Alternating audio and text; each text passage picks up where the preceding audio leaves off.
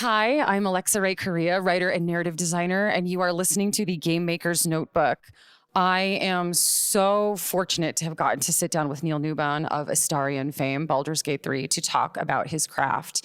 What you might not know about Neil, if you're just learning who he is from Baldur's Gate 3, is that he really is a jack of all trades and master of, I would say, quite a few of them. He's a director, he does mocap, he teaches, he works with a nonprofit, and of course, he's a voice actor, and he's just a really incredible, really sweet, lovely human being.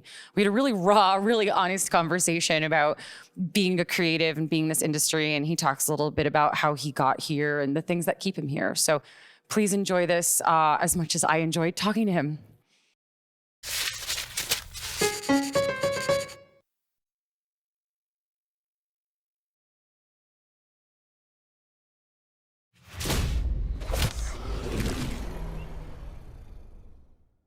Now, it is time for you to join the others and complete our destiny!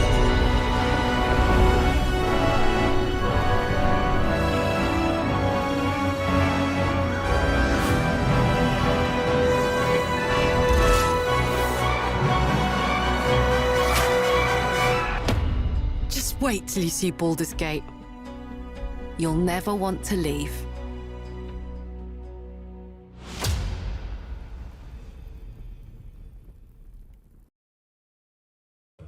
Alrighty. It's just us. Thanks. Oh my God. Okay.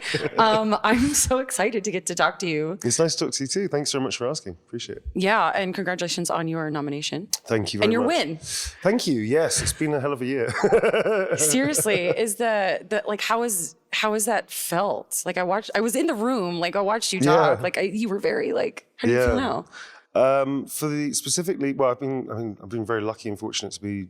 I've won 3 awards now, which has been amazing. The Game Awards was very special, primarily because I think most of my career in games. Okay, I should dial it back. So when I started in games, I was very close to quitting acting. I almost quit acting the year that I found games work. It was 2009, 2008, 9, something like that. I was really in a place where no matter how good I was, I didn't look English enough for some things. I was going up against people with much bigger profiles than I had. I couldn't get arrested in film and TV.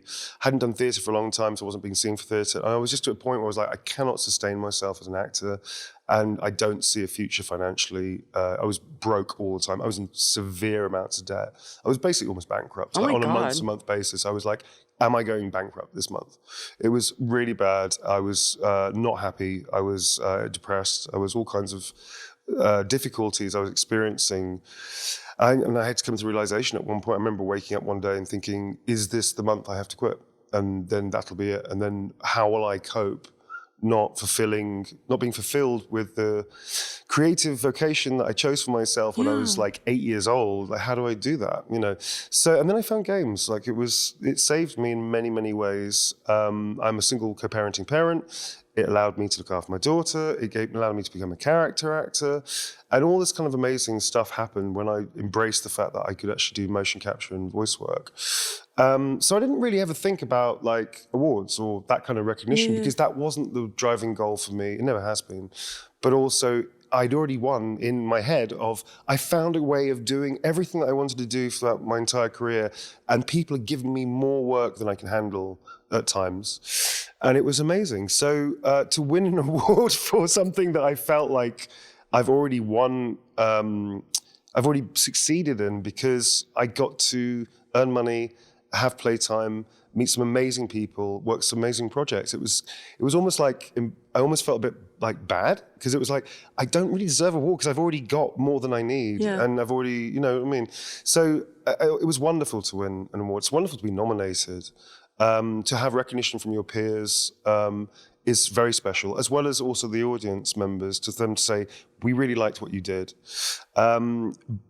So it was a weird experience. It was like, I felt like I don't want to feel guilty about it. Do you know what I mean? I didn't think I would win, actually. That was the other thing as well. I thought Ben Starr. I was convinced that Ben was going to win.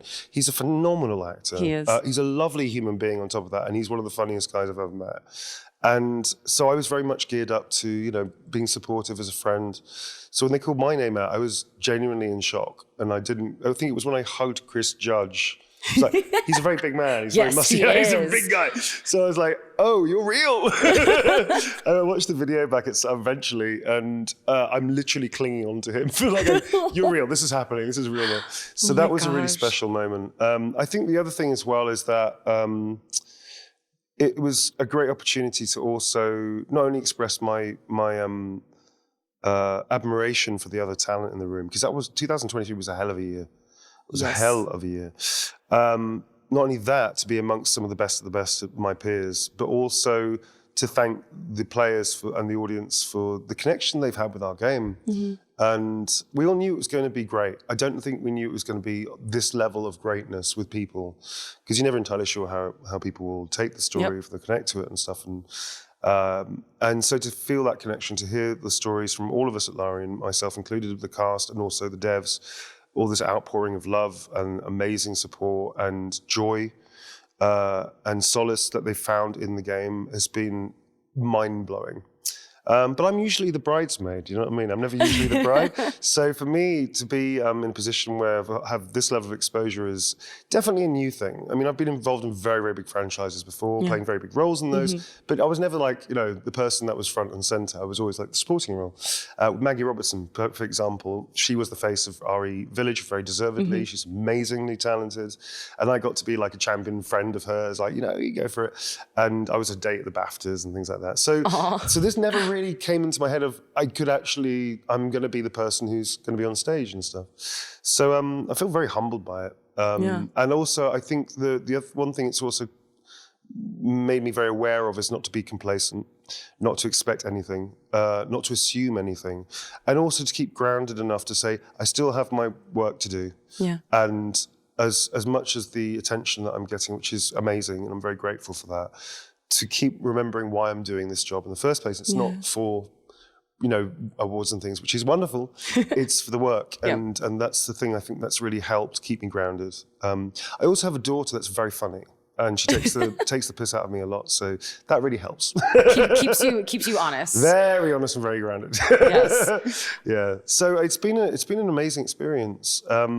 It's also given me now some new possibilities of helping other actors. I mean, I run a non-profit workshop anyway. Yes. But now this level of exposure has helped a lot to be able to create things that actually can really, really help actors beyond just the workshops. I get to mentor people, get to give people advice. Also setting up a bursary for actors now to help them. We're going to take one person, one place per workshop, and we're going to pay for them. So we're creating a bursary to fund that annually. And we're going to start this year so that an actor who might be of financially difficult means, for instance, and don't have the opportunity to train with us, can now train with us. So it's given us opportunities to do things like that. We've raised a lot of money for charity recently, which is great. So this platform has helped me a lot to help other people, which is really cool. I want to go back to your getting into game story, but I want to talk about your workshop and your work a little more, because you do so many things. Like you do. I am the busiest person I know. You are the busiest man in the business, basically. I'm not sure that, but I'm probably one of them. Probably. Because you do direction work, you do mocap, you do stunt, you do all that stuff. And then you also teach. How did you get into teaching in this workshop that you're doing? Yeah, so I started doing mocap around 2009-10. And around 2014, there was an opportunity to work with Brian Mitchell on the company that he used to run, Audio Motion, because they set up a training workshops, and they were down one person because I think somebody who was there left to go and do some other work. They needed somebody to fill the spot, so they asked me to fill the spot as a mentor. And I thought at that point I must have done about 30 or 40 titles at least in motion capture. Okay. Yeah, in about 4 or 5 years. Yeah, I was working a lot. In 5 years? Oh yeah, easily. Yeah. So I'd done a lot of motion capture. I think I'd hit many, many days in the volume. And I thought I was kind of probably starting to get qualified enough to maybe help other people. So I started mentoring. It was a bit wild and woolly, to be honest. Like it took me about a year or two to really sort out the course that I wanted to teach people. But very quickly, I found the joy of it. And so I started teaching with them. Their company sort of closed down. It's called the Mocap Academy. It's defunct now. And I started my own company, Performance Captured, to carry on that work. And I made the decision at that point that as long as we can hit running costs and pay everybody a day's wage, that all my crew that work with us, we were going to keep it a non-profit. Because I thought, well, if I've been in a situation many times as an actor where I put money into training because I think it's important, but then I had to balance, am I going to eat every day? Yeah. Or am I going to eat for a meal a day, save the money and put it into acting training, which is what I had to do a lot of the time. So I thought, okay, well, let's keep it. Myself and my partner, Sleta Lasada, who's the co-founder of the company as well, she and I decided that we were going to keep it as a non-profit workshop. That way, we're only doing it at cost, and that way the actors can afford it. It's a 2-day workshop. It's not even like a long course, but it teaches the technicalities of motion capture. And that way it really helps, I think it helps actors, yeah. Do you rambled a lot there, man? Sorry. No. This is great. Is it something that you have to already be a professional? Or yes, we stipulate that somebody has to be a professional performer of any kind. Dancer. We've had a WWE wrestler. We've had several wrestlers in. That's wild because we do animal workshops and stuff. Yeah. So we had a WWE wrestler come to train with us. And we got, at the end of the animal workshop, he was like a golden eagle, finding his beauty and finding his grace. So it's pretty wild. We take gymnasts, we've had one of the GB team, a gold, I think it was a silver gold medalist for the under 21 GB team came to train with us as well. We've had a lot of actors, we've had animators, developers as well, directors, writers, producers. So as long as you're a professional performer or involved in the industry professionally, then they're welcome to come. But we don't take anybody from the public because it's the stuff that we teach sometimes gets very advanced. Yeah. And we have a duty of care of everybody, but it's pretty engaged and we challenge people. So we can't just take anybody onto the courses. So it's only really for professionals or second or third year students of acting is the other stipulation we have. That's super cool. Yeah. I love that. I've taught in America as well as Europe and also in the UK. So we've moved around a little bit, which is cool. How often do you do those workshops? Are they Well, we do our main workshop, which is the one that I teach about every 2 months, one course every 2 months. It's every 2 months. We also now have a voice and performance capture course. So the original one's performance and mocap. This one is mocap and voice, which our friend Keith Higginbotham is a very talented director and an amazing voice coach anyway. He's helming that for us now, which is great. So we've started to do an extra couple of workshops. We sometimes work with an amazingly talented kid called Ace Ruel, who's sort of like I want to say protege of mine, but I definitely took him under my wing and he's flourishing himself. He's one of the best mocap creature performers. He has his own company called Creature Bionics. He's done amazingly well for himself. He works in film and mocap as well. Occasionally we link up with his company and we do animal workshops, creature workshops together in mocap. But he runs his own arm extension course and creature course. And he's doing really well.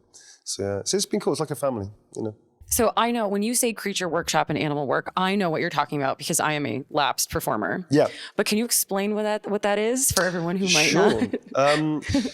So with context of what we teach, I should probably say that I've spent 15, 16 years training through working. I believed in constant training whilst I was working.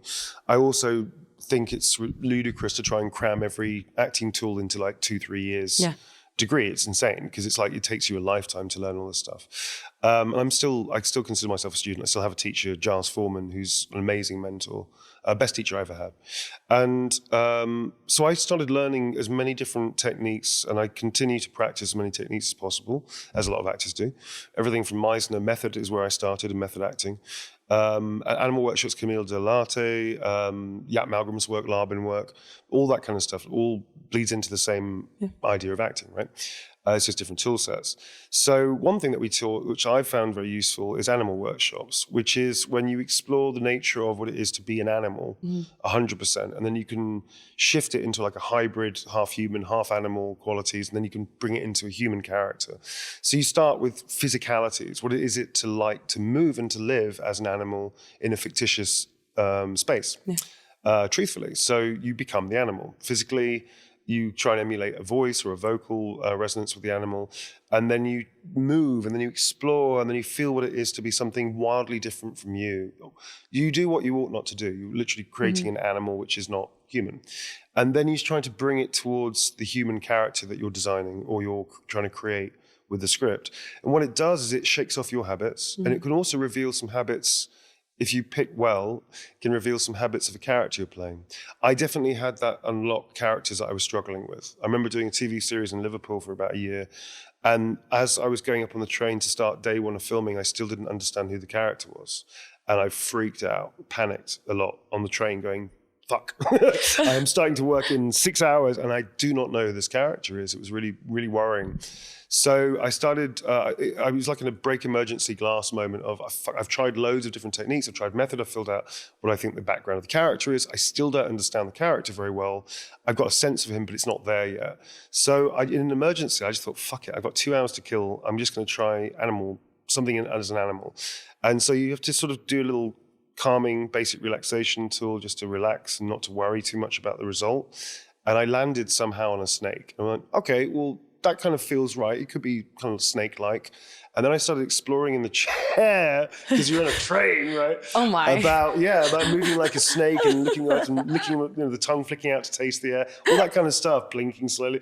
And this dude next to me, just half an hour into me exploring the snake and doing this stuff, just went, vroomp. Oh my God. Then moved over to the other table, and I was like, well, clearly it's working. Yeah. And then I just got into the work, and I just thought, fuck it, I'm just going to try it. And then it just occurred to me that this character I was trying to create was a cobra, was a hooded cobra. Sure. I went, that's interesting. That makes sense to me. It's not a cerebral thing. It's like an instinct, like a feeling of, that kind of feels right for the character. I'm going to try that. So I started trying out exercise. Then I put the text in front of me, started using the text and doing physical movements to say, okay, what happens if he were to not look somebody directly in the eye, but use peripheral vision until he wants to look at somebody?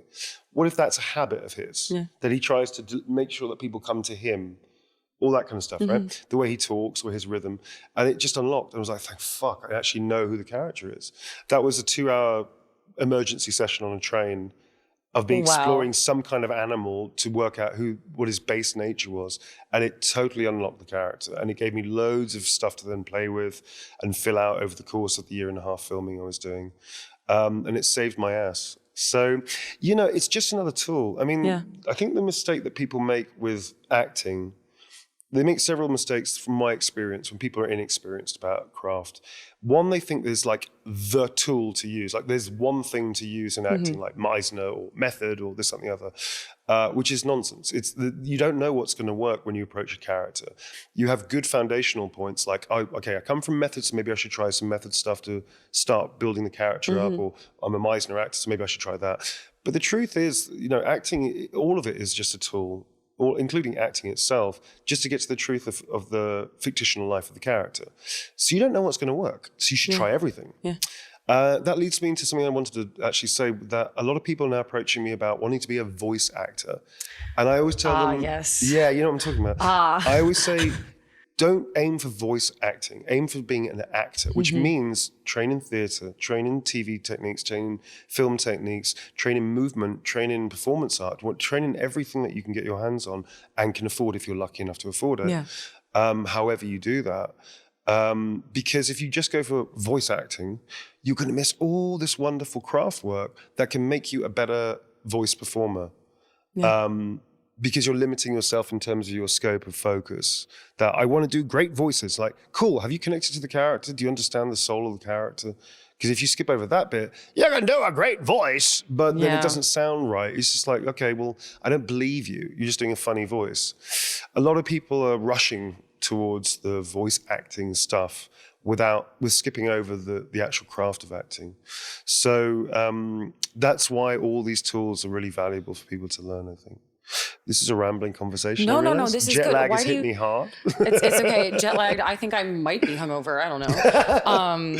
But why do you think that is? Why do you think so many people are suddenly rushing into it? Yeah. Because it's. I remember when I started games, when I started doing mocap work, everybody told me I should quit. And everybody said it's going to ruin your career. You shouldn't do it. That's stupid. Yeah, but this is like 15, 16, this is like 16 years ago now or something. And I had acting friends of mine, because I was doing mocap, and the money wasn't amazing, but it was better than waitering. And it was good, honest money for, a fun day. So I was like telling friends of mine who are also out of work, you should come and do this thing I've just found. It's amazing. There's only 12 of us in the whole of the UK doing it pretty much. Literally, there was only like about a dozen people in the whole of the UK that were doing mocap. Yeah, nobody wants to do it. I had agents that turned down jobs for me. A 3-week gig, I got turned down by an ex-agent. They turned it down. Yeah, without telling me. Yeah. I had friends of mine saying, it's going to ruin your career. If people find out you're doing this, they're not going to take you seriously. And all these people were saying this, and I remember thinking, you're all wrong. Because I'm a gamer anyway, I've seen the future of where this is going to go. I remember ZX Spectrum's programming my own games. Yep. And within a 20-year span, we now have, we had Mega Drive, we had Nintendo, all this kind of stuff. Now we have really high-level PC games at the time that look realistic for the graphics at the time. 2009, 10. Now it's very outdated, but at the time it was like, this is really cool. They're really making three-dimensional, interesting, cinematic visuals. I remember thinking, well, if that's only been a short amount of time, in the next 10, 15, 20 years, where's it going to go? And I remember thinking and talking to other people in mocap saying, this is going to be cinematic, nuanced, high level performance. And we're going to need amazing directors, amazing writers, amazing performers to make this fully realized. So I'm staying in this because this has given me everything I need.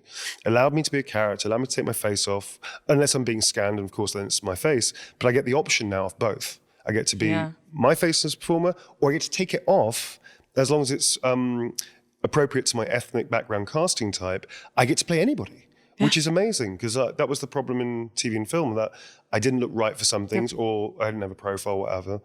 And now I can play Heisenberg, I can play a fucking fish, which I played recently in Warframe, which is great. I can play a Starian who does look like me, or I look like him, I guess is a better way of saying it. So I get this huge choice, a huge amount of range. And I think that's great for actors, because a lot of character actors will never be the lead in TV and film. Now they can be. A lot of leading leading actors can now be character actors like myself.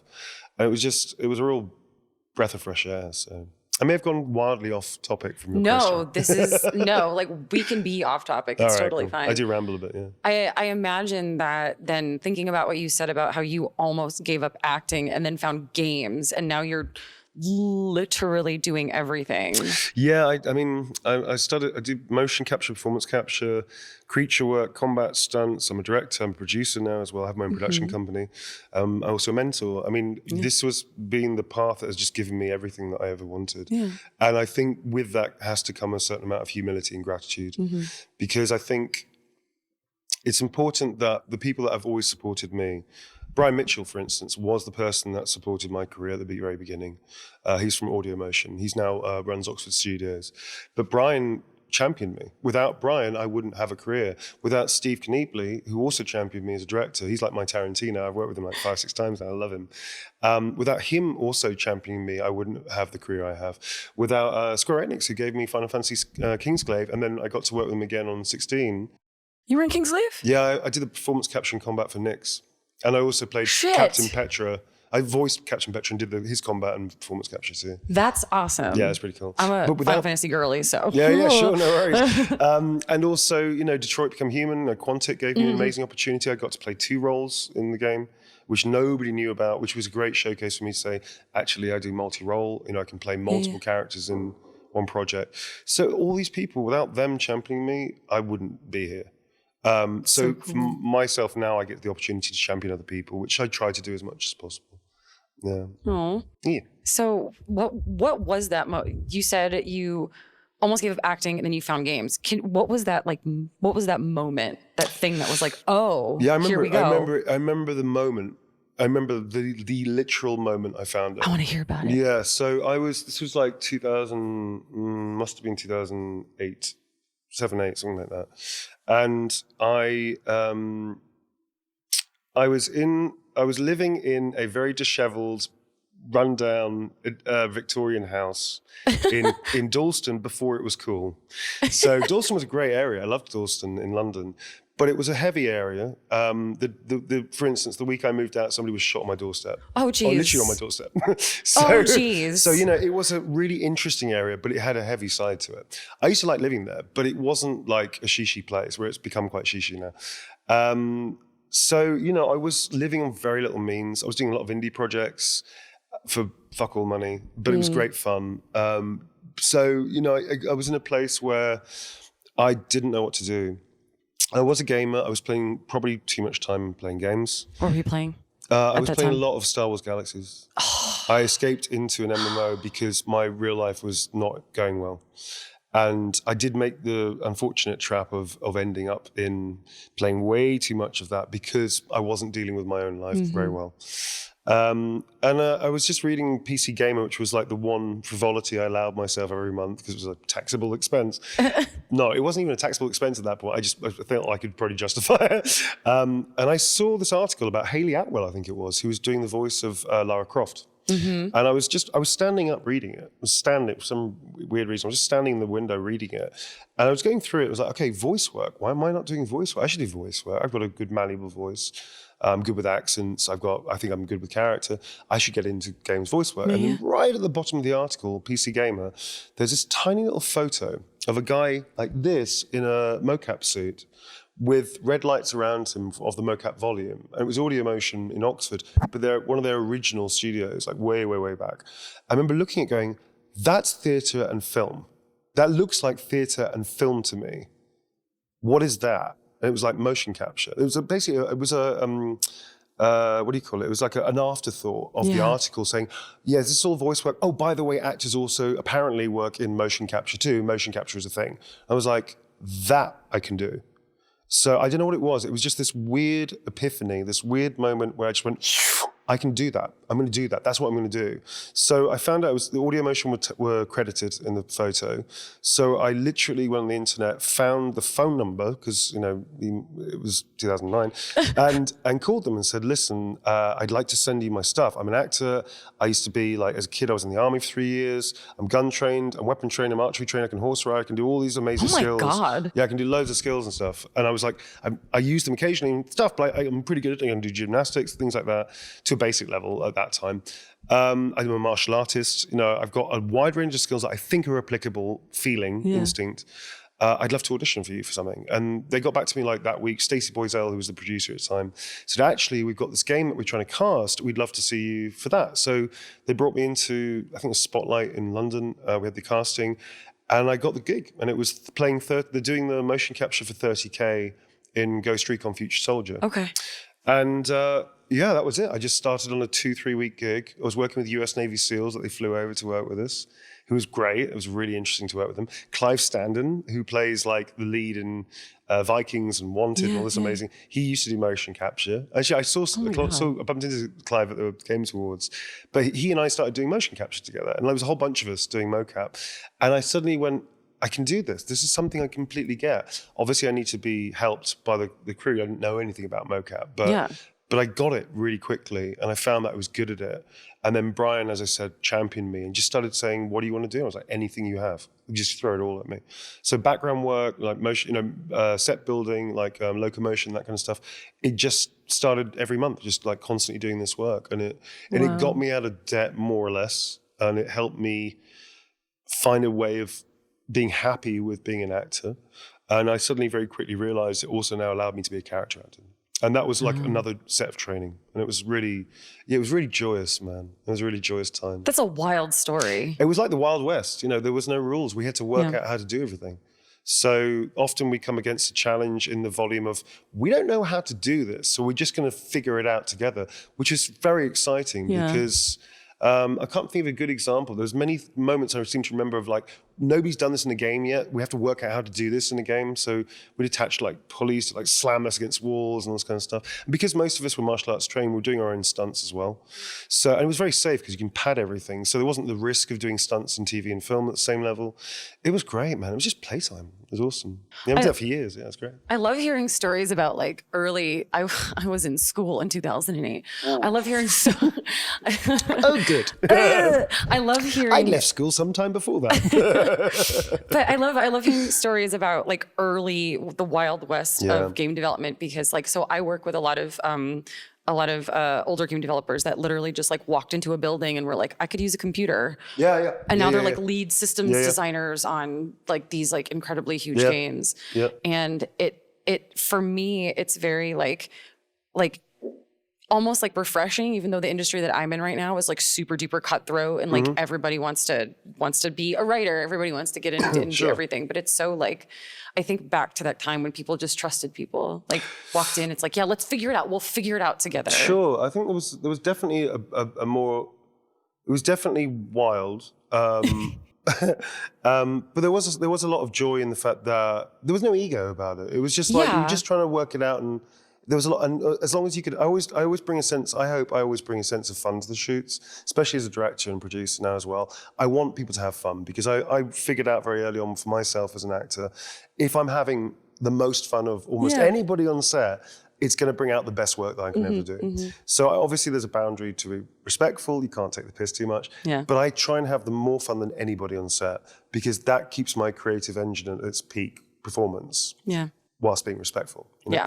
But yeah, at the time it was like, nobody knew how to do certain things. So it was just like, we don't know, but let's find out. And the joy of that was so palpable and very infectious as well. Yeah. And it brought a sense of joy. I don't think that's lost. I just think that the money's increased a lot. The pressures have increased a lot. The time is shorter now, I think, for cycles because of the pressure of money and all that kind of stuff. So I think there's definitely more of a kind of sense of, cool, we need to get this done. Yeah. Whereas in the day, it was a little looser, I want to say, because the results weren't always guaranteed. We're not entirely sure if this is going to work. You know? I've tried to keep as much as I can the sense of joy and never lose that, because I think it's very important to be fulfilled by what you do. And, you know, I think if you lose that sense of, then you really are in not a very good place, really.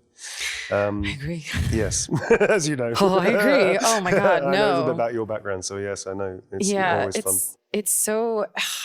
It's so weird being a writer, narrative designer, whatever, in this era of games, just because we are, like, technology has gotten to a point where we can really experiment with how we tell stories. Like, thinking of Baldur's Gate specifically, I remember when it came out, like, I try to play everything that's coming out because I want to see what my peers are making. Sure. And I'm obviously lifelong gamer, very inspired by what's coming out and, you know, character stories, whatnot.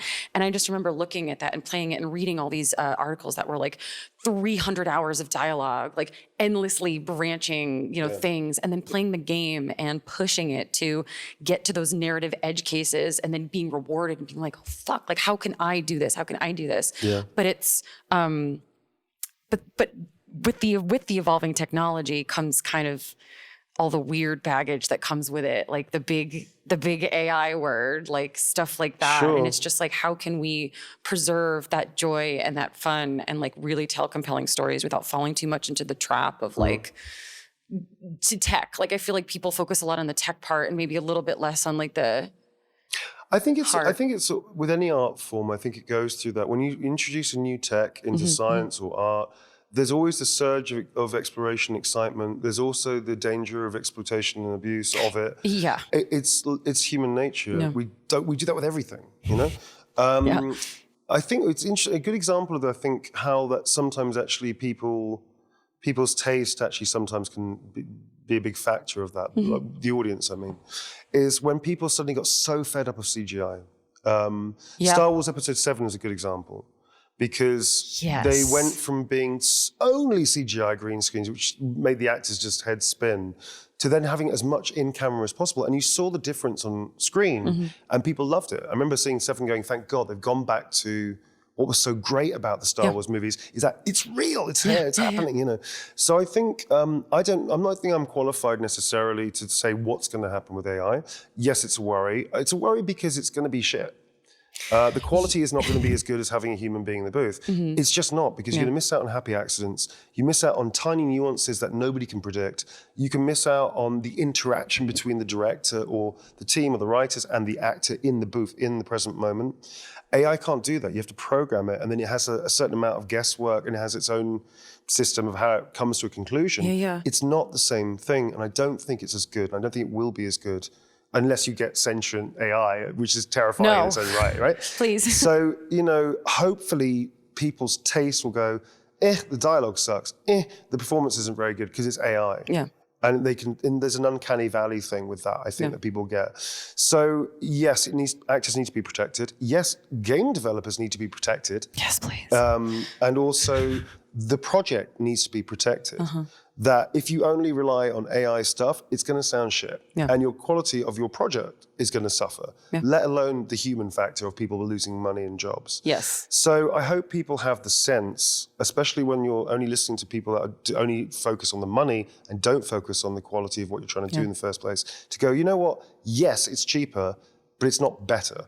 And so if we're going to make something that is going to sell more, it's a false economy to only use this AI stuff for all the background characters, because it'll break immersion and the players will hate it, and then they'll hate us. And then the brand will suffer because they'll lose loyalty in our brand, blah, blah, blah, blah, blah. And actually go, fuck it, let's just use, you know, people. I don't know if that's going to happen or not. Again, I'm not really qualified on the business level to say that kind of stuff. As an actor, I know, as a director, I know fundamentally, give me an actor every time. And actually, I probably think you'll have less mistakes, because you can do a pickup very quickly. You can be in the moment and say, that line isn't quite working. Can we tweak it a little bit? Show me something, or whatever. And you can get it right faster like that. Whereas in AI, you might try different ways to program it. I don't even know how it works for programming, but I've heard how people do it. I haven't used it myself, obviously. So, but I imagine that to tweak something with that level of subtlety must take way longer than just having a very quick note. Take the edge off that, or a little bit faster, or, okay, raise the stakes. That note between an actor and director, when they have that kind of trust, is possibly sometimes all they need to hear to then knock it out of the park. So, you know, I'm not convinced that AI will ever be as good as a person. I just hope people have the sense not to use it, abuse it, and therefore also screw actors in the process. Because, dude, I'm a bad example. You said that I was one of the busiest people. I am one of the busiest people I know. I am a bad example. That is not the experience of most actors, especially in games. Maybe if actors are lucky, they do a few projects a year. Maybe if they're lucky in motion capture, performance capture, they do one big one a year. Most do not. You know, most actors are still having a hard time financially, especially after the pandemic, especially after all the stuff, the strike that's happened as well. Actors suffer a lot, as do writers, as do directors, as do developers now with the contracting industry, which is hard. So, you know, I mean, I'm a bad example. Most people should not rely on, for actors, I mean, most people shouldn't rely on this one thing. They should do lots of things. Which brings us back to the whole voice actor thing. Don't limit yourself. Do everything you can, because you may not get the work to sustain yourself, etc. Yeah, the AI thing is a worry, but I think people, hopefully, if you have being an optimist, will have common sense. They might try it and then realize it's not very good. You know, and doing something in a better way. Yeah, I would like to keep my job. I like writing. My job. Yeah, I like making shit up for a living. It's fun. I wanted to.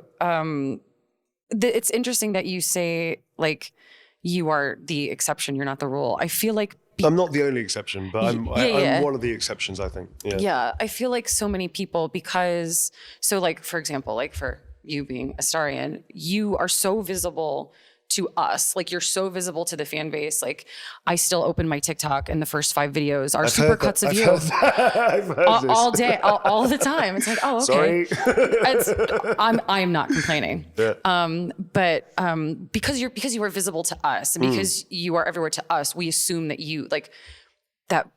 We talked a little bit about like the parasocial relationship starts happening, but we think because you're everywhere, oh, you must be doing like, you're, super famous, like you must be getting paid well, you must be okay. But I don't think a lot of consumers realize that the situation is not Oh, that. sure. I mean, listen, I'm very happy. I'm stable. Yeah. And I'm very grateful that I get to only do acting and directing now.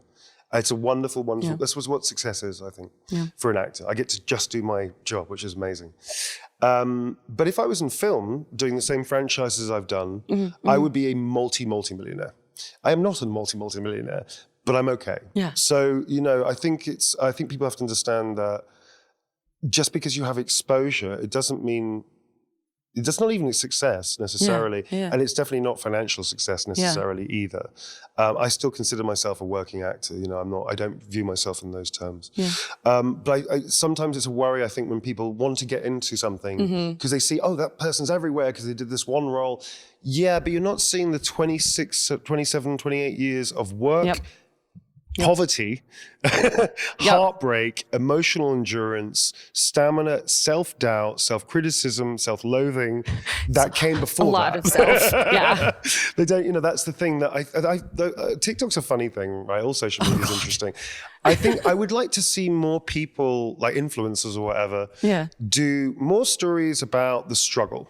About getting up in the morning of 4 hours sleep because they've been working through the night, editing the thing they did before, and now they've got to shoot this new thing and look all bright and happy like this. That's their life. I would like to see those aspirational stories on social media of, here's a glimpse of the end product, the 1 second of you looking great on a balcony or whatever, now show you the 12 hours before. Yeah. Show you pushing through. The fact you ruptured a muscle and you have to keep training to keep your body. Show the aspirational stories, because that's what people need to see. Yeah. That's what kids need to see. Yes. That actually, it's not the bling, everything's great. It's the how the fuck do you get there work. Yeah. That's what kids need to see now. That's what I'm trying to promote when people ask me about voice acting or whatever. It's like, cool, you're focused on the end result. Yep. Don't do that. Go on the journey, man. Because that's where you become the artist. Yeah. It's the journey of it. Yeah. I don't want people to suffer. I want people to go what I had to go through, many actors go through. But at the same time, there is validity in grafting. There is a validity in, sorry to use a computer term, grinding your way through the craft. To learn those bits, to also have the humility to appreciate everything that you get. I am very privileged, super privileged, and I know that. I'm definitely not entitled. So I don't feel like anything is owed to me. Everything I got, I fought for, I worked towards. I don't feel like I deserve it necessarily, but I feel that I definitely worked towards it. I have a very clear attitude about life. I think that life is absolutely not fair. You're not owed anything. I firmly believe that often the cavalry is not coming. Nobody's going to hand you success and give you any of these things. Right. But people can be fair if they choose to be. Yeah. And that's the great thing about life and art and can be the industry, is when people champion you because they believe in you. Yep. But you still got to do the fucking work. Yep. And I think, I don't know if that's, I'm not a millennial, so I don't know if that's a thing now. I'm Generation X, man. We come from a different world. Where it was, it wasn't so much how are you feeling, it was more like, we're leaving for a couple of days, don't let anything happen to the house. You're like, okay, that kind of mentality. We were raised feral a little bit, right?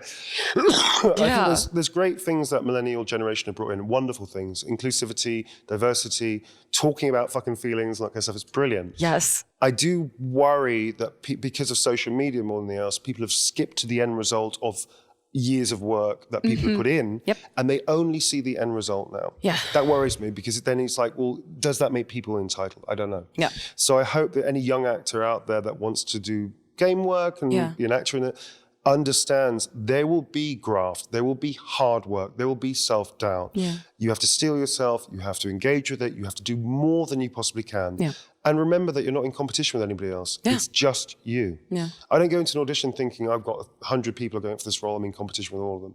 I just think, what is my work? What do I want to do? What risks am I going to take? How brave am I going to be? Yeah. And let me just show you my work. Yeah. I don't worry about the other people, Yeah. Which is a great experience I didn't learn for many years as a younger actor. I wish I had. But once I understood that, life became a lot easier. I empathize with that a lot. And there's a lot of parallels to kind of everything you were saying with like writing and narrative design in games. Like for example, I struggled very, very hard to get to this level, to get to where I am now. And it was a combination of just, industry bureaucracy. It was like I mean, I'm a good writer, I think. Otherwise I wouldn't have work. But it was like, oh, your samples are great, but you don't have any credits. And then I got a credit and it was on an indie game and it's, oh, you only have indie game credits. You need AAA credits. And then it was a string of several years where all of these projects that I was freelancing on, that I was working on was, oh, we're starting the writer's room, we're doing the pitch, didn't get funding, project canceled, or got through pre-production, didn't get funding, project canceled. So I have about 2.5 years of just like a big black hole of shit I still can't talk about. And when people, I do a lot of mentoring as well. Yeah. And when people come to me and they're like, oh, like you just went from this to this, and now you're working, you work with big franchises like Marvel, and like you do all this other stuff. They don't see, and that's what they want. They're like, I want to be the game writer. I want to be, up on stage at TGA's accepting my award in like 5 years for whatever I worked on. And I'm like, listen, what you don't see is the 10 years of the self-loathing, like the having people read something that you pulled out of yourself and being like, I don't like this. This is crap. They don't see the canceled projects. They don't see the struggle. They don't see the late nights. They don't see all the pain that came with it. And I tell my mentees that like, that's coming for you. You won't get anywhere without putting that work in. But if you put that work in, you'll be fine. Yeah. I mean, there's no guarantees of anything in this life. Exactly. Yeah. Yeah. And I think people shouldn't be afraid of the challenge and afraid of the struggle. Agree. Yeah. Ideally, people shouldn't have to be in pain and shouldn't have to struggle. Yeah. But it's a fact. It's a fact in reality. Like you said, like I'm an actor. I've worked a lot. I've probably done well over 120 titles in games alone, let alone TV and film. Yeah. I can guarantee you that no matter how many projects I've done, TV, film, games, theatre, let's pick a number off roughly 400 things in total, maybe, of my entire career. Maybe less, maybe more. Oh my God. I can guarantee you 5 times that number I lost. 2,000, 3,000, 4,000, whatever the fucking auditions over 28 years was. Yeah. Those I lost. I lost more than I ever won. Yeah. And I think that's okay, because I wasn't right for those projects, or my take on that project wasn't what it needed. That's not personal. Yeah. That's just like, this is my work. Okay, it doesn't work with us. And maybe actually I wouldn't want to work with you because your vision is wildly different from how my vision would be. So that's going to be unpleasant to work. Both of us wouldn't be happy. That's okay. That's cool. Not a problem. But you need to understand that it's okay for rejection. It's difficult when you need to eat. That's the problem with rejection. I think by and large is that you need to eat. Yeah. That's the trip. People can tell you how to be in the industry. People can tell you how to interview or demo or audition or whatever the thing is, the role you're doing. Very few people will explain to you, this is how you survive when you are being rejected. Yeah. That's the difficulty, I think, of anything like this where you're freelance or trying to get into it. It's the survival that people need to understand. It's not personal, but it's deeply personal. Yeah. Do you know what I mean? It's a funny thing. It's like, as an actor, you go into a room, you're presenting your instrument, which is the totality of you. You're offering up your idea and then go, too tall. I once was in a room when I did get a film and I was reading against other actors, and I remember the very hard, but very, very good, but very hard producer on this film walked around a young man, and I was sort of doing the scene with the guy, watching the producer walk around and realizing what he was doing. He was looking at his hairline. And I remember thinking, he's literally walking around him as I'm working with him. I can't say shit because that's my boss. But it was like, okay, that's okay. We'll just carry on with the scene. And then the guy left, and he was good. He wasn't amazing. He was good. He was a solid actor. Yeah. And he went, I don't like his hair. I was like, fuck. Oh my God. Like, there is nothing that guy could have done. He was going a bit bold or something. I don't know I don't know if that was true or not. That's so painful. But the guy didn't know that, but that was the reality of the decision. The producer went, no, he's not right for it. I was like, fucking hell, So, yeah, I mean, there's going to be struggle. It's going to feel unfair. But if people aren't ready to accept that and try to find a way through, it's going to be very hard, very, very hard. That's why I always tell people that want to get into acting, if you want to be an actor, want to be a voice actor, whatever you want to call it, cool. Maybe you should focus on something else. Yeah. If you need to tell stories, if you need to be an actor or a game developer or a writer, then go for it. No, it's not necessarily going to work out, but you go for it. Yeah. But if you want to do it, like it's a whim, like it's a nice idea, you don't want to do the struggle bit. Yep. You want to get to, like you said, you want to get to the award, you want to get to the fame and glory, or you don't. whatever the thing is. You don't want this bit. Whereas somebody that needs to do it, they'll go through that. Yeah. Because A, it'll make them stronger. B, they understand that nothing is you're not entitled to anything. It's the aspiration to want to do it. Yep. Which is great, which is cool, which is part of the being an artist. Yeah. I feel like every time, like every bad memory, every trauma, everything I've been through I wouldn't be the kind of creator I am now if I didn't go through that. Absolutely. I would have been probably complete dickhead if I'd have because when I first started acting, I was doing loads of work, like loads of films, because I was doing really well. If I'd have carried on like that without the humility, I would have turned into a proper dickhead, I think. I would have been I don't think I would have been that cool as a person.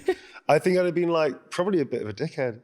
Because what it taught me, the failures taught me almost more than the successes ever did. And I think, I don't talk about my kid very much because it's private. But the one thing I've definitely installed in her is that mistakes are there to be learned from. Rejection and failure is how you evolve. It's how you interact with the rejection, with the failure, with the disappointment, with the thing falling apart. It's how you as a human being interact with that actually will evolve you. I don't advocate people being in pain. I really don't. I'm not saying you should be going through that. We're not saying it's a wonderful thing to go. Absolutely fucking not. If you can avoid it, great. But if it does happen to you, which it will at some point, how you interact with that will really define the evolution of you as a human, but also as an artist as well. I agree. I think it's super important. Again, it's keeping humility, it's keeping honesty, it's keeping transparency, and it's keeping also the sense of gratitude, of deep gratitude. And how can I therefore help other people when I'm successful? Yep. What can I do for the version of me that I meet that I go, I was in your shoes 5, 10, 15, 20 years ago. Yeah. So I think that's also important as well. Yeah. I've been fortunate to have a lot of people like that, mentors, people who saw me and were like, hey, here's advice and guidance, but by no means am I just going to pick you up and give you this. Absolutely. Yeah. You're not getting handed to it. You're getting handed the opportunity. Luck is the residue of design, right? To be lucky, you have to be ready to seize the opportunity of luck. Otherwise, it's going to pass you by. Yeah. And it'll be the regret of not taking that one thing that you should have done or worked hard or whatever thing. I think another great thing about the byproduct of the success of the game and me being a bit more front and center is that we get to really help and advocate for diversity, inclusion. Yes. And this game, more than anybody, it's kind of linked into this because the opportunities are there now more. That this game has been an incredible example of how to normalize inclusivity and diversity. Yeah. And I feel so fucking proud to be able to be one of the people that has a platform now to talk about it and connect with so many audience members and players. Yeah, It's been incredible. Yeah.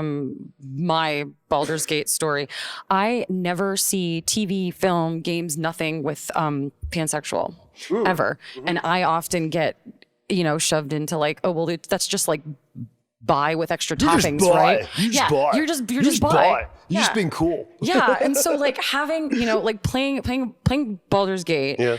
And as someone who I was telling Samantha this, I am the Samantha's so talented. Incredible I got to human direct being. her in a few scenes. In the restaurant scene, I got to a few of the restaurant scenes. She was so good. Oh my God, she they're was incredible. But Carlac was the character I identified with because she is both hard and soft. And I have always never fit into a box because I am both hard and soft. I'm not, delicate by any means. But playing that game and having that be and then reading the interviews with everyone's pansexual. I'm just thank fuck. And to make it normal. And make it normal. It's not a big thing. There's no achievement for it. Yeah. I remember when the game came out, we've been working on it 4 years, and understanding that very early on that it's whatever you choose is right for you, is right for the story. Which means you're normalizing anything. Yeah. You can be straight and cisgendered, and that's normal. You can be gay and non-binary or whatever, you can be all these different, and all of it is normal. It just is another facet of your character. Yeah. There's no achievement for sleeping with everybody. In fact, the second you sleep with one of the characters, it actually then it's great, you just had sex. Now what? Yeah. Now is this going to be a relationship? Is it going to be a one-night stand? Are you going to hurt the person? Are you going to be hurt by the person? And it's not you, it's me, darling. I have standards. Yes. All that kind of shit. Yes. It's like, I thought it was such a brilliantly written, observed, and well acted from all the cast, amazing cast that we had, to normalize it and make it a very adult, mature, realistic experience. Like, you've fucked. Good job. Good job, but you've got to deal with this person now. They're in your party. Yeah. And you're about to make a choice that is wildly opposite to their morals. And now you have this thing between you, as you would do in a real relationship, a crisis nexus point. Yeah. Now, how do you react with that? Based on how you feel about them. Yeah. Not based on any achievement or a power up or something. It's like, literally, this is your relationship. Yeah. So I think it's awesome that, everybody's pansexual or not, depending on how you want to play, how you interact with them or whatever thing. It's like, it's all normal, it's all accepted. And that way, that's the thing I think like moved me the most from the experience of this, was having so many people reach out to people, like myself specifically, as well as other people, saying they got seen by this and they felt accepted and normal. Especially people, like we had a lot of trans men and women have come up to me, which is amazing. Yeah. I had a lot of people, sexualities they were struggling with or struggling to tell people. A lot of SA survivors, obviously, a lot of trauma survivors that felt understood and seen by this game, by this story, because they were allowed to be who they are and where they're at in their life, And I don't think I ever expected that from games. Like when I got into games, it's a very selfish thing that I got into games because I loved games. I carried on doing this work mainly because it allowed me to be a character actor. It allowed me to do this wonderful stuff and have an amazing time. Yeah. It was ultimately very, not selfish, but self-centered. It was like, this is great. I love doing this. I'm just going to keep doing this. I never experienced to move people. I never thought I'd move people with an ensemble cast that I'm a part of, with an amazing company called, amazing company of Larian, who are a beautiful company to work for, are an amazingly beautiful company to work alongside. And Swen is a beautiful genius, mad genius. To be able to move people on that level and find people to meet each other in community is extraordinary. And it's what art is. It's what art is. It's to connect and to move people. I mean, I play heroes. I'm not a hero. I'm just an actor that really gets a kick out of playing villains or anti-heroes or heroes or whatever the thing is that people give me. I don't judge them, but that's how people define it. I never expected to have that level of assistance for people's lives through my small part of this big story, and honestly, it's really humbling. And again, I'm just one actor out of 250 actors. We have 12 companions who are amazing, 12 companions, all extraordinary actors. There's so many amazing supporting actors. There's so many actors that are so versatile. They did 30 roles in over 4 years. They played 30 different characters and you can't tell which one's which. And that's just the cast, let alone the directors, let alone the writers, beautiful writers. Stephen Rooney, oh my God, I love him. Crystal Ding, Adam Smith, who helped, I think, amazing people. The developers, Swen, the animators, like everybody threw so much passion and belief into this project. To then have it reciprocated, and then to feel that people found safety and also a future through it is mind-blowing to me. Mind-blowing. And I'll be carrying working for years. I really hope that, on many different projects. But this project, I don't think will ever leave me. This character won't ever leave me. Just simply from the connection it's had with people. How unbelievably humbling this experience has been. So again, getting an award for the character feels a bit much, because it's like, that's all right. Thank you. But it feels like I get so much from this game and this character and this industry and this work. I'm so grateful for everything I've been given. To be then handed an award for my work, it seems like, okay, I've got a lot, thank you. It's quite a weird experience in a very good way, but it's unusual. Yeah, I'm rambling a bit now, but it's really affecting, man. It really is. No, I think that's beautiful, and I want to talk about Astarion. Sure. Again, I saw your, oh, Neil. That's all right. It's funny when you come out of the whirlwind of the launch and being able to champ, and especially like, I'm a D&D fan, man. On top of all of this, it's fucking Dungeons and Dragons. Wizards of the Coast have been incredible. They've been so kind and supportive. Yeah. Lauren have been so kind and supportive about helping us promote the game and, talk about ourselves and our work as well. And it's D&D. Like, that's my childhood. I was a bullied geek kid. Hey, and, yep. Yeah, I was I'm a card carrying geek. Beat up on the playground. Yeah, man. Yeah, well, a bit more severe than that. But yeah, so the D&D was a safe place for me. So then again, it's just like, I don't know. It's a fucking amazing experience. It's been just amazing. And now you're the internet's husbando. And what? You're the internet's husbando. Apparently. Yeah. I don't read very much. I should caveat. I do read letters that get sent to me. Okay. Which is gorgeous and lovely, and I can't respond to them because I'm just too busy. Yeah. And I've made a blanket rule, like if I get like 100 letters, which is amazing, I can't spend I just don't have time to do that. I'm sorry, but I tell people that honestly. Yeah.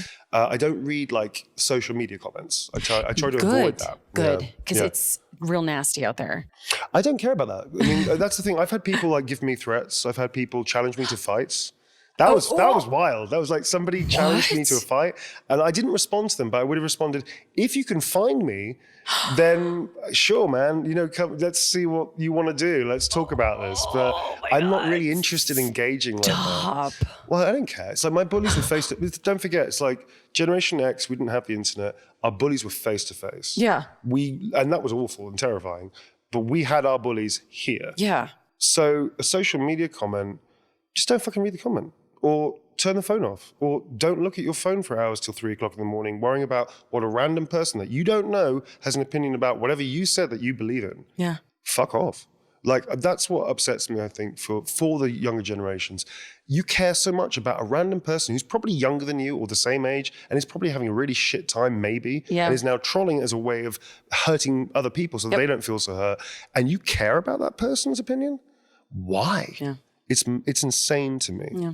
I don't, so good and bad. You don't want to read too much and go, oh, I'm amazing.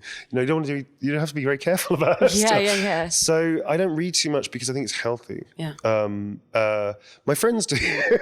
They tell me various things. So I do hear things from friends who think it's very funny. My family thinks it's hysterical. It filters through, but I just think it's important not to read too much. I feel like between the social media comments, the TikTok supercuts, the fan fiction, it's like so much. Which is cool, because I dig the fact that people have fan fiction. I really like headcanon for audience members that like my work and like my characters. I think it's great that they then take ownership of the character. Yeah. So, people say, oh, what do you think is your headcanon of this character? I was like, I don't have an opinion. It's much more interesting to hear your opinion, much more grammar, Neil. It's more interesting to hear your opinion about where you think the character goes. Because I've already done my story. I've already had my story with the character. Yeah. Let's see where you're taking it now. Do you know what I mean? So I think it's cool. I like fan fiction for other people's sake. For other people, yeah. It's cool. Fun fact, that's how I learned how to write. I wrote fan fiction. That's cool. A lot of people do. Yeah, surprisingly, a lot of people do that. It's really cool. I was like, again. Who was your go-to obsession?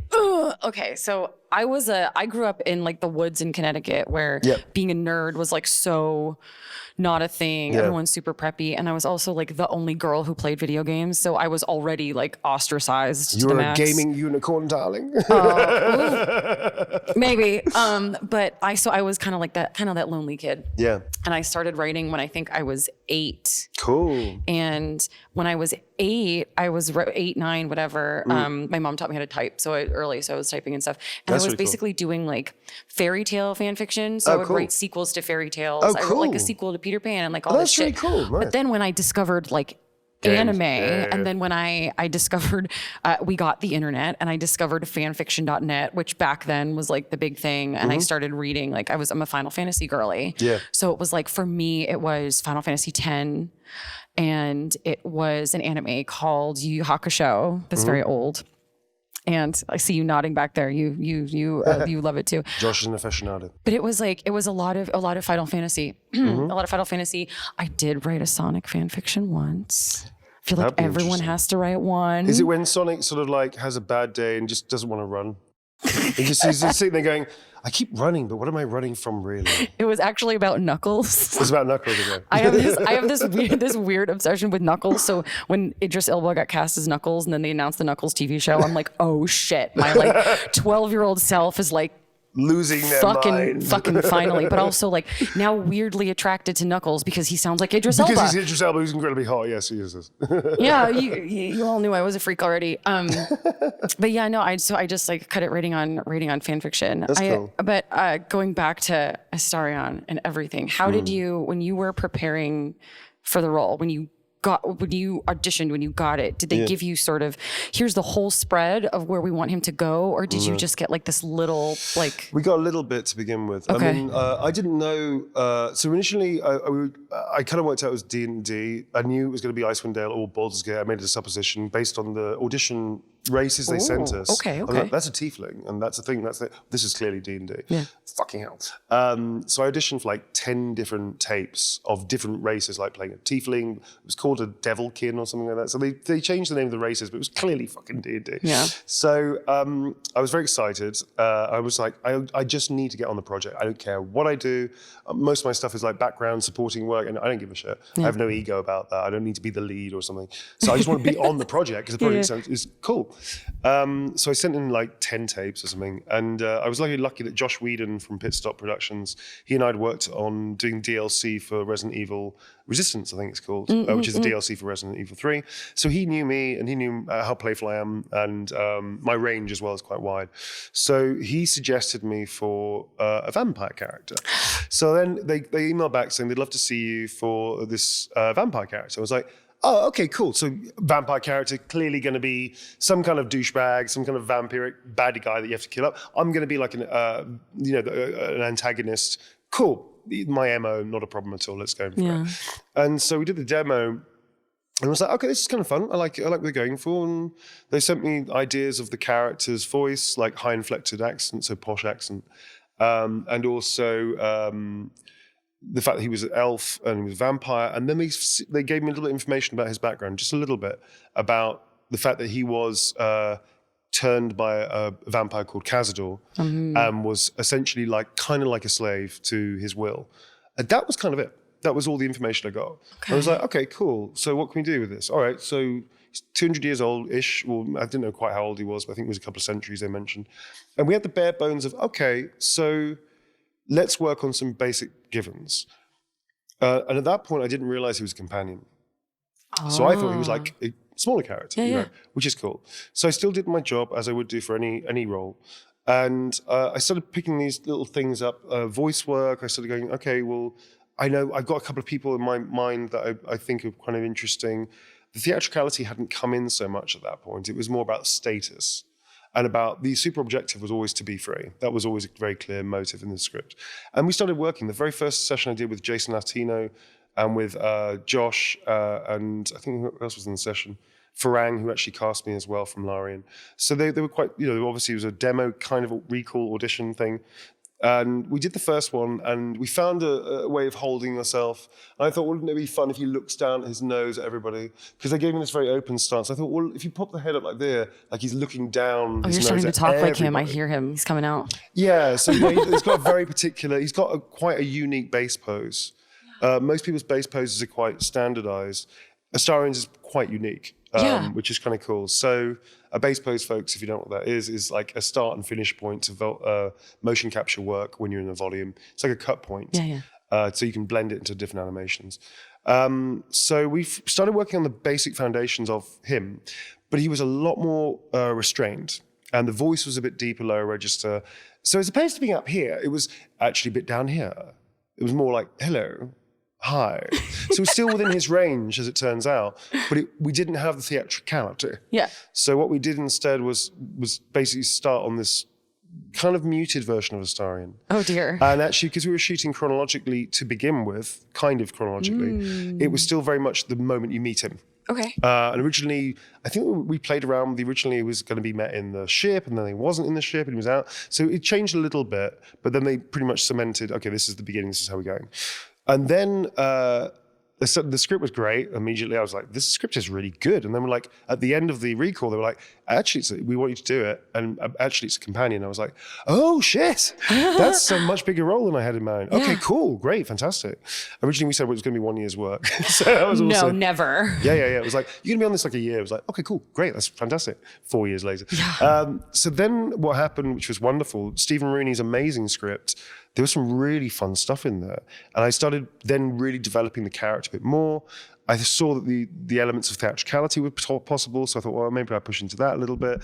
I used 3 of my friends to reference the voice and also physicality as well. Ooh. I started using Commedia dell'arte, Alecchino, which is an archetype in Italian theatre, Commedia dell'arte, which is very specific for certain movements. There's a friend of mine called Ruben Kay, who's an amazing drag artist.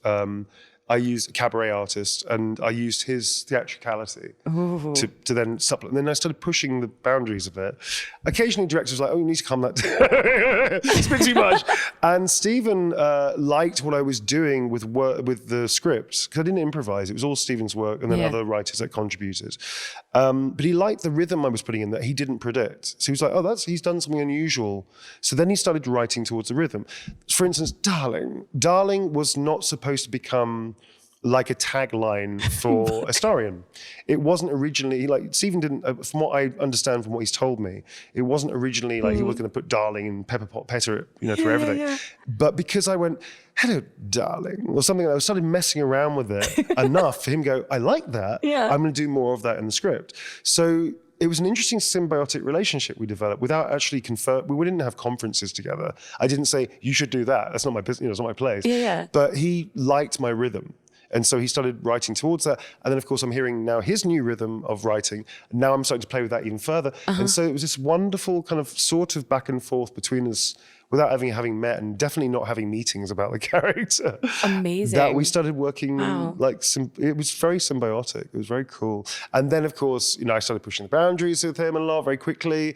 And then the directors, we did have a few conversations of, I'd like you to turn it down, which I did defend a few times saying, yes, but you realize it's a facade. So actually, I'd like to push it a bit more, all those kind of conversations. And we had wonderful directors on it who understood what the aim was for Stephen. They had their own ideas, which were brilliant, which they gave me, and also my own ideas. So it was a real ensemble collective experience. It's amazing. It was fucking great. 4 years of bliss in the volume. I had 2 days where my physical body burnt out. My voice went, my body went, so I had no energy. I just couldn't work. But I never had a bad day in the volume. I had 4 years of loving going to work. Well, I do anyway. I've never had a bad day in volume. But my body just gave out twice. We just hit the floor, just couldn't work. Literally just stopped working. Oh my God. Yeah.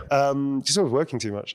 But there was never a bad day. I loved every second in the volume playing Astarion. It was awesome. So you got cast, you began, working on him.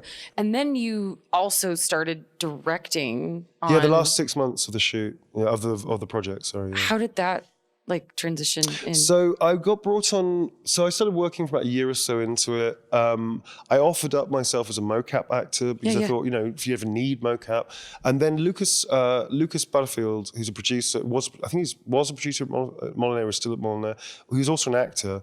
He and I worked on Final Fantasy 16. I cast him through my company as one of the performance capture actors who was doing combat stunts and performance in Hungary for 5 months on Final Fantasy 16. So he and I knew each other really well. And he'd been in contact with Thierry Van Giesman, who's the animation director at Larian for this project. And they had been in conversation about helping their animators who had to jump into suits find neutrality and break out of their physical habits, because all the data they were getting back was clearly that one guy doing different things, and none of it was different. It was just the same thing again and again. So they then got in touch with me through Lucas, and then I spoke to Thierry, and we designed a 5-day course to teach animators how to be better performers. And so I was consulting now on the project. I went from Kuala Lumpur to Quebec to Ghent and Guildford, and we taught about 40 or 50 of their animators, I think it was in the end, how to be better performers. And from that, and also the fact that I just had Deliver Us Mars come out, which I was the performance director on as well. They were secure enough to give me the risk of becoming a performance and voice director on the actual shoot. Also, I knew a lot about the game because I'd been on it for years, and also I knew a lot about D&D, blah, blah, blah. So I think for them, it was kind of a no-brainer. But I'm very grateful they offered me that. Again, not expecting that, but I did ask and they offered up and it was awesome. So I got to work with people like Dave Jones, who plays Halcyon, Theo Solomon, who plays Will, who's gorgeous, Samantha Bayard I got to work with as well, Tim Downey, who plays Gale, who's like amazing to work with, he's so cool. I was so lucky, and loads of supporting actors as well. Yeah. So I was very lucky I got to work with a lot of people, as well as a lot of other directors, performance directors. Bronya Deutsch is amazing. Kirsty Gilmore, who's one of my favorite all-time directors. She's so talented. I got to work with a lot. Beth Park as well, obviously, and Josh, and a whole bunch of them, like, loads of them. Yeah. How do you juggle, like, you're acting in it and you're directing in it and you're doing like other things? Like, how do you juggle all of those hats and switch? And for me, the juggle is only time. Okay. You know, I've got a daughter. I'm very hands-on as a parent. I like to be very involved with her, spend time with her, quality time with her. So I tend to work around her. So my time is juggled. The sort of creative mentality is not. It's all, for me, all of it bleeds into the same thing of being a storyteller. Yeah. So if I'm producing a shoot, or if I'm mentoring actors, or if I'm directing, or if I'm acting myself, or doing stunts and combat, or what have you, it's all about creating story.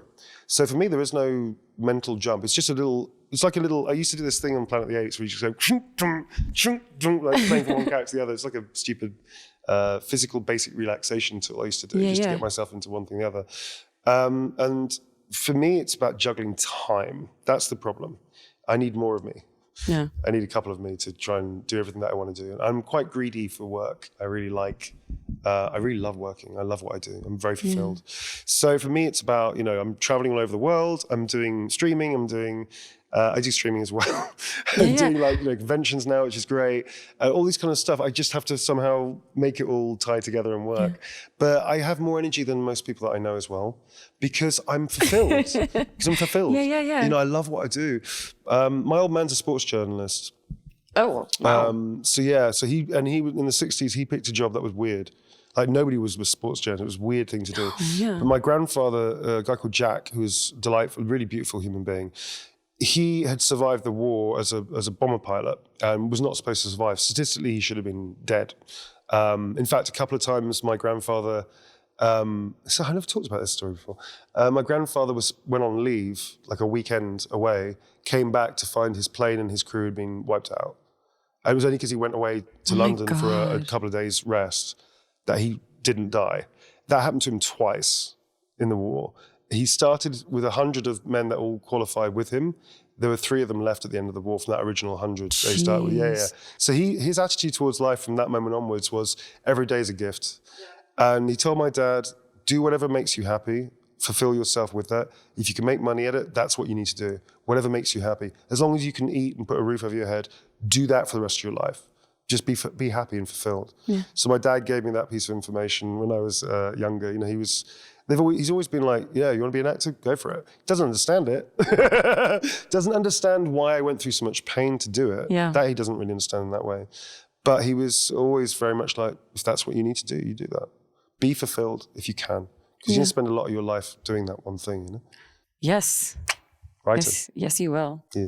Have I gone wildly off the question? No. Okay. This is great. We can go anywhere you want to go. Sure. I do have a habit of getting distracted and on tags. I do too. It's totally fine. Sort of thinking about Astarion's character. Like, I know you've done so many interviews where people are like, oh, he's talked about how he's morally gray and sort of like how like he's an anti-hero. His background. Yeah. I don't like putting tags on.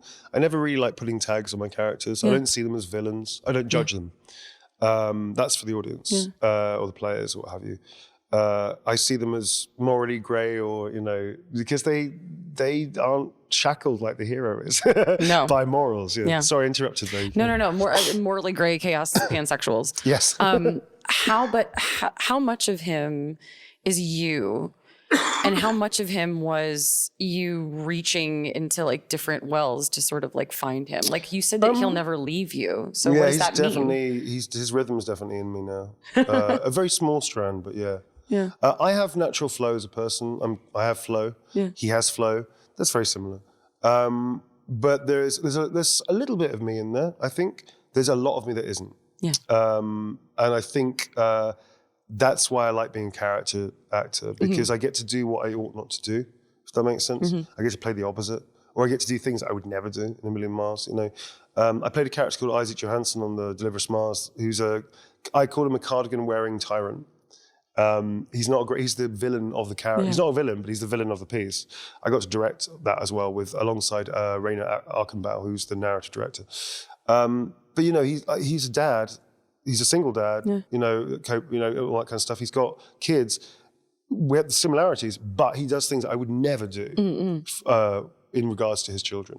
Same thing with Starion. There's some things that his pursuit for freedom, to be free, is a big part of my rhythm. To be free. To not be controlled by people, to not be told who I should be, but to be who I should be, and just accept whether people like that or not is up to them. Shit like that is very much me. A lot of stuff is not very much me. He's quite callous. He's manipulative. Yep. You know, I hope that's not me at all. You know, there's lots of things that are not me. There's a few things that are, but to be honest with you, I think the best thing about being an actor is to destroy your own habits for a character and create new ones for them. Yeah. That's what I really like, and it's what most actors, I think, that do great character work really enjoy. So I got to use, that's why I use real life examples of people to feed into the characters I play at. Ruben K is theatricality. One of my closest friends, Leendert van Nimwegen, is the ability to dismiss people with a gesture. My teacher, Giles Foreman, can see through people and has this sort of wonderful creative mania that sometimes comes out that is unapologetically wonderful. Yeah. It's like he's so captivating, so charismatic. Leendert is the loyalist person. It's hard one to win his friendship, but if you do become a friend of Leendert, he will destroy the world for you. He'll die for you. He'll do anything for you. He's like one of the best examples of what friendship means, which I think is very Astarion if you become a friend with him. You know, there's lots of things like that really help break down my character as me, so I can build up something that's not me. That helps. So there's a little bit of me in there. Sure, there always is of every character you play. There's also a lot of me that's not, which is cool. Yeah. Is it? You've put all of this wonderful, like beautiful work into this character. Does it feel really weird to like open TikTok and just see like... Don't open TikTok. As we said, I don't really read stuff. Yeah, I mean, I get sent stuff by my friends, and people tell me about stuff, and obviously I do look at it. I'm not going to lie about that, but I don't spend my time going through it. Yeah. I don't like actively try and type in Astarion hashtag and see what pops up. You don't Google yourself, no? No. Good for you. No. I Google like work stuff when I need to for like show reels or visas or like things that I need to do as an actor for my business. Obviously I do that stuff because I have to, but I don't spend my days doing that because ultimately I want people to have their opinions, and it's your opinion. You know, if you hate my characters, cool. Most of the time you should. You know, it's great. Or if you love the characters, that's awesome as well. The only thing that I don't like is that, meh, it was all right. I hate that. That's the only thing that, if somebody wants to get at me, face to face, by the way, I don't care about people's opinions on comments and social media. But if somebody wants to get at me face to face and say meh, and say, it was all right. It was mid. So mid. I don't care if people say, I hated your character. It's like, great. Good. Yeah. You're supposed to. Gavin Reed is a good example in Detroit Become Human. He's not supposed to be a thing. Gavin Reed has become a thing. He's not supposed to be a thing. He was like a dickhead that makes you like Connor the robot more, the android more. And people cosplay as Gavin. It's weird. I think he's great. But it is funny. It's like, you're not supposed to like Gavin. Gavin's an asshole. But people like him. They've created fan fiction movies about Octopunk. Do these movies about him and Nines having this like relationship and this experience years afterwards. Oh my God. It's crazy, which is great, which is really cool. But it is, you know, you're never entirely sure how a character's going to resonate with people. So yeah, I think we're wildly off the topic. Sorry, man. Can you repeat the question? No. You got it. I was just going to say, because it's like, I personally don't know how Okay, so like, I think it's hysterical, by the way, that Astarion is in everybody's feed. I get phone messages from my friends going, "What the fuck, man? I don't even play the game, and you're popping up in my feed." It's like, that's really funny. yeah, I hadn't picked it up yet. I think when it came out, I was like on deadline for something. Yeah. So I was like, oh, I've got Baldur's Gate queued up. I'll get to it. And I don't post on TikTok. I'll like open it. I mostly use it to like get travel recommendations and shit. But I don't know what happened, but I opened it up one day and it was just like you, super cut. Like someone pulling your voice out of the game to make just some audio stuff. Right. And it's just, and I'm just like, oh my God. When they played the game. But I don't know how I would feel if like a part of me was just like such a, I mean, my job is to have private moments publicly. That's what acting is. You're having a private life publicly. Yeah. It's not your life. Yeah. I've always been very, very protective over my family. Yeah. I talk about my dad because he's in the public eye. He's fair game. And my brother works in the industry as well. It's kind of okay a little bit. I don't talk much about him, but people I've talked about him. My daughter is completely off limits. Yep. I have a daughter. I know that. I don't talk about her stuff because it's not fair on her. She hasn't asked me to talk about stuff. I don't monetize my family. I don't monetize my private life. Which is fine if people choose that. I choose not to. Mm-hmm. It also makes me, I think, a better actor because if you don't know what my daily morning routine is or what I like to listen to when I'm going to bed, or what films is my go-to comfort or whatever, if you don't know all that stuff, the little interest, the idiosyncratic moments that are the duration of life, the little things, if you don't know by and large most of that stuff, or even the bigger things that I don't want to talk about, you're going to focus on the character. You're not going to focus on me. Nobody's ever written a game about my life. Quite frankly, it would be a boring game. It would be a fucking dull game to have a computer game of playing Neil of, he's forgotten 3 things. He has to go back into the room again. It's like, it's just fucking dull, So I think unless that sadly, I play that. I don't know, man. So unless that sadly happens, somebody's weird enough to do that. Someone's going to do it now. You spoke it. You spoke it into existence. No, please don't. It's really boring. Also, they won't get it right because I don't talk that much about my exactly. life. So the main thing is that people will focus on the character. They'll know more about the character. So Astarion is all over social media, which is great for him. I'm happy for him, super happy for him. And for Lorien, well fucking deserved. And for Stephen Rooney, well fucking deserved. But I'm not. I don't think I'm on much social media like Neil Newbon popping out in your face or whatever. I don't think so. I do stream. I know that those things come up a little bit, but we also promote other actors on that as well. But again, that's a performance. That's a comedy show that we do. It's a performance of Neil. It's not actually everything that I am. Yeah. I think it's very important for actors to understand that, especially if you become successful and thereby are more well known because your work is public, that you have to remember it's the characters and the story that's first. You as a person, I don't want people to think of me like that. I want people to think of the characters I've done and think of me as an artist, but don't know me that much until you become a friend, a genuine friend of mine. And then you can know everything. It's cool. But I think it's important for actors to not forget that. And I think the danger is with fame or whatever is that you can lose the mysterious anonymity of being an actor, of the palette that you're going to create from. Because Brad Pitt's a great actor, man. I like Brad Pitt as an actor. I know way too much about his life, unfortunately. And that's difficult because you see him in a film and there's a part of your brain going, oh, this just happened to him, this just happened, this just happened. It's a shame because he's got, talent. As so many actors got talent. Michael Fassbender is amazing. Daniel Day-Lewis, I don't know much about his life. Yeah. I know that he does skills for his roles. He learns how to be a butcher. He learned how to be a cobbler for The Crucible. He learned all these different skills. He's a method actor. I know that. I know he was married to is it Harold Pinter's daughter or something like that? I think. Maybe. I think he's got kids. I do not know much about his life. I know a lot about his characters and not about his methodology and process. I think as a younger actor, I was inspired by that example to go, that's how you do it. That's how you should do it. Yeah. Hold as much as you can back because it's not interesting.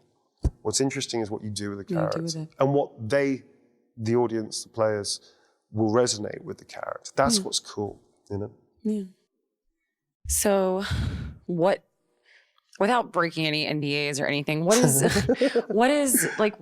is next for you, or what do you want? What is I'm very the thing grateful. coming down? I've got a lot of work on, so I've got a lot of projects I'm involved with. Warframe just came out, which is cool. I got to play a fish.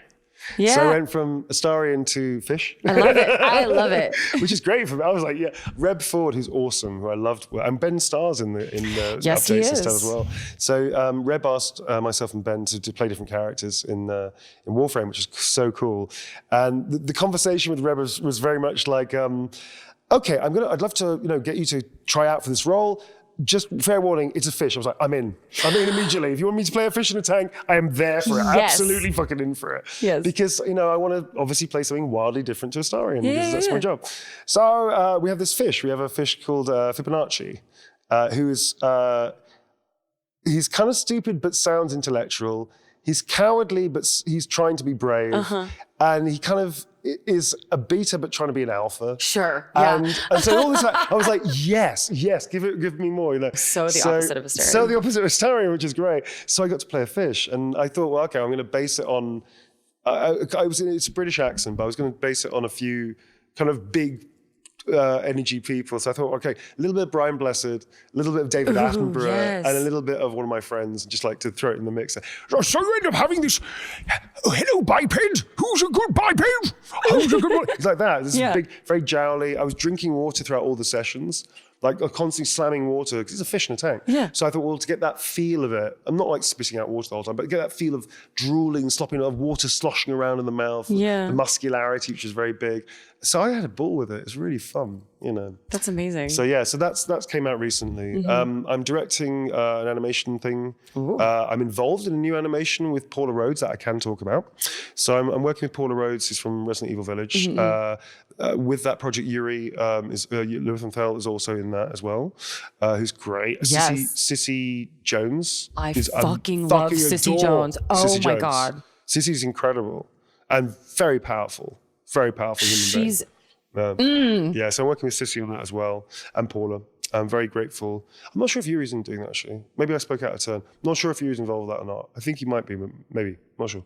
Anyway, I know that definitely Sissy's involved with it, and I'm involved with it, and there's a couple of other actors as well. Yeah. And Paula's awesome. I like Paula a lot. So that's next, I think. There's some other stuff I'm doing in America, quite a few different projects in America. And some of my own production stuff in the UK as well, which I cannot talk about that stuff.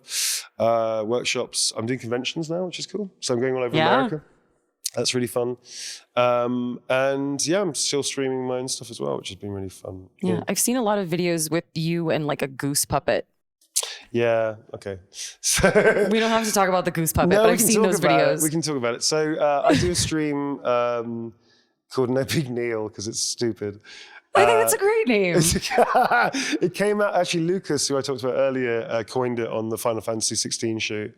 Because I was doing we did something that was really complicated in the shoot, and it worked somehow. And he went, I was giving him notes about something in the scene, and he was like, yeah, don't worry about it, no big deal. I was like, what? He went, I mean, no big deal. So I was like, okay, well, maybe I'm talking too much then. It's very funny. So I used that and coined it. But yeah, I do it with Tom DeVille, who's a wonderful writer from Marvel, Hannibal. He and I co-host this comedy show, which is about games and about his work, my work. And we also work with Elizabeth Barlow, who's a Blue House medic. Yeah. Who is a community manager from Santa Monica. Yeah. And so the three of us have sort of created this thing together. And it's great. We get to champion actors, interview them, that kind of stuff. So I do the streaming as well, which is really fun. But then trying to fit all of this together is an interesting trip. But you're doing it. Sorry? You're making it work? Making it work somehow, yeah. There's other stuff that I cannot talk about. So there are some other wonderful things I'm very grateful to be involved in, but that's for future. Yeah. Awesome. Yeah. Very lucky. Well, I hope that, as I said very less eloquently the first time I met you, as a writer, I hope one day I get to write for you. I would love that. Yeah, for sure. That'd be great. Be prepared for me. Depends on how strict people are with their writing. I'm not strict. Okay, cool. Because I tend to be if I can be a little loose with it, I sometimes try to riff and play. For you, yeah, you can be loose. Appreciate you. Although, interestingly, on Baldur's Gate, I didn't improvise almost anything in terms of words. Wow. Everything that I said is pretty much written as it is. We occasionally changed a few things if it was slightly grammatically clunky, because Astarion is very, very well spoken. Yeah. But again, that was like usually contractions. I wanted to open up contractions a lot. So that was a request from Stephen, who said yes. And actually, to be honest with you, Stephen did that anyway. Yeah. It was just occasional. I was like, oh, can we just do this? So really my involvement in the writing side was zero, really, apart from the rhythm that I brought to it. But yeah, if I can get away with fucking around with script, I like improvising. I don't like to mess with the script. I like to improvise around it. Yeah. So I like to add shit, you know? I'm very, very playful, which is fine if people say no. I will let you fuck around with my script. All right, thank Absolutely. you. Thank you very much. Absolutely. Thank you. I did ramble a lot today. I'm jet lagged, so apologies. No, if it's a bit fine. like How long have we been going? 3 hours? Oh, okay. I think that's a good. I got all the time in the world, man. I'm doing things this morning, so. Sure thing. But Any no, other questions? Thank you.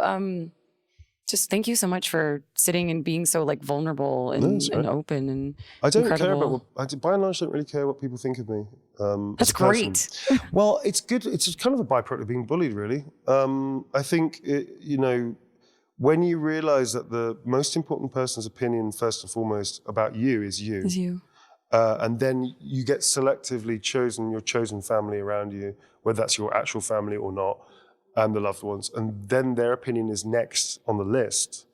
And if you're fucking up, them telling you is important, you should listen to that, but only if you trust them implicitly with your life. That's what it is. And then everybody else, it doesn't really matter. I don't really care. But I've had people complain like, aren't you worried because you're woke and you're really supportive of LGBT? It's like, no, of course not. I don't give a fuck what people think of me. I am supportive of the community. I want to be. I'm actively, about diversity and inclusion. Absolutely. I could give a shit whether somebody calls me a woke, left, liberal, whatever. Yeah. Like, fucking bring it on. I don't care. What? Yeah. And what's, if you want to have a conversation about it, I'm here for it. If you're right-wing and you're homophobic and you're racist, whatever, and you want to talk to me about all this stuff, from my opinion, which is opposite to yours, because I'm anti-racist, anti-homophobic, then let's do it. I'm up for that. You want to have a fucking debate with me? I'm here for it. But if you're calling me a derogative name, I don't give a fuck. What's that going to do? Like, oh no. Yeah. Your opinion, who doesn't matter to me at all, is literally just going to bounce off. It's like, cool. I don't give a fuck. I love it. I think everybody should be like that, no? Yeah. People get offended by stuff. Cool, do something about it. What are you going to do? You get offended? Do something about it. Yeah. If somebody disagrees with you and they tell you to their face, I disagree with you, it's like, okay. You want to talk about it? No. Okay, fuck off. So what they're doing in life, I think, these people that don't want to engage with you, but will shout a slur or shout abuse at you, it doesn't hurt you, really, unless you let it. If you let it, then it will. Yeah. But what they're actually doing is saying, I don't want to engage, I don't want to have a conversation, I don't want to try either of us to see each other's point of view. Great, that means I do not need to waste any time on you ever again in my life. Yep. And there's almost 8 billion people out there that are deserving of me meeting them, and I think I'm deserving of them meeting me. Yeah, that might be really cool. You, however, you're done, and which is great. Thank you so much for letting me know that. Because now I know I don't have to waste any thought on you whatsoever. No thought, no energy. Thanks very much. Done. Have a great life or not, doesn't matter. I don't care. Just be you and do your thing, because it doesn't matter. Yeah. The second I realized that, when I was quite young, being bullied, it freed me up a lot. I struggled with being taken seriously as an actor. That happened for a while. But as a person, not so much. I definitely learned from my friends. I definitely got, my shit called out of me a few times. I definitely learned from that. But because I held my friends and my chosen family, their opinions in high regard. Yeah. Because I don't care about if somebody comes up to me in the street and goes, oh, you're fucking woke. It's like, yeah, and what? Now what? Yeah. Now, cool. Yes, very. Yeah, we should. I think that's advice we could all take to heart, for sure. I think a lot of people have a lot of sadness and a lot of pain in this world. Social media comments. And I even hear stories, God forbid, people commit suicide over it. That happens a lot, which is terrifying to me as somebody who's much older, to even imagine that. It's like, if you're having a bad time on social media, fucking delete the app. Go off it. Your friends will know if you're okay. You'll have their phone numbers or emails or Discord or Slack, whatever the thing is that you communicate with them. Yeah. They'll be in touch with you. You can be in touch with them. If you don't have social media, it does not mean you're not alive. And that's, I think, the weirdest thing about social media. People equate the numbers of social media followers to this and the other. I'm alive because social media dictates that I'm present and I have a presence in the internet. It's like, whoa, that's fucked up. It's fake. It's not real life. Of course it's not. Fake. Of course it's not. It's an advertisement, it's commercial, it's promotion, which is cool. You should promote your work, of course. Be prepared for people who want to like it. And that's okay too. Yeah. You know, it does scare me a little bit with people. And I think if more people could understand that other people's opinions are valid for them, you do not have to take it to heart. Yeah. Unless they're a friend saying that you're fucking something up and you're in danger or you're causing harm. Then you have to listen. Then you should listen. Yeah. You may not agree with them, but you should listen to them. But if you don't know the person, who gives a fuck? Yeah. Fuck it. Fuck it. Fuck it. Seriously. Yeah. That's very glib. But then I've had people say all kinds of horrible things to me. I bet. So I'm not saying this from a gilded cage of never having any kind of that experience. So if people are experiencing that, especially younger ones that don't have a memory of no internet, no social media, just learn that. Yeah. I think. Learn that there's another way of doing all of this. It doesn't need to be as devastating as that. I agree. I fully agree. Yeah. Thank you. It's right. It ended on a very heavy note. No. It's okay. I'm sure they'll cut it so it doesn't end on Shred this. it all of that out. Thanks so much for your time and thanks for asking. Appreciate it. Thank you. Thank you for being, again, vulnerable, open, just completely like real. Yeah. And thank you for Astarion and mocapping. Thank Lara and everything. Man. They, I wouldn't be there. I wouldn't have any of this without them. I owe Swen and all of Larian a massive, massive debt of gratitude. That, quite frankly, I probably won't ever be able to repay. They've given me more than I could possibly have dreamed of, and this role is a gift. It has always been a gift, and it still is a gift. So I'm incredibly grateful to them. So yeah, thank you. Yeah, thank you. Welcome. Yeah.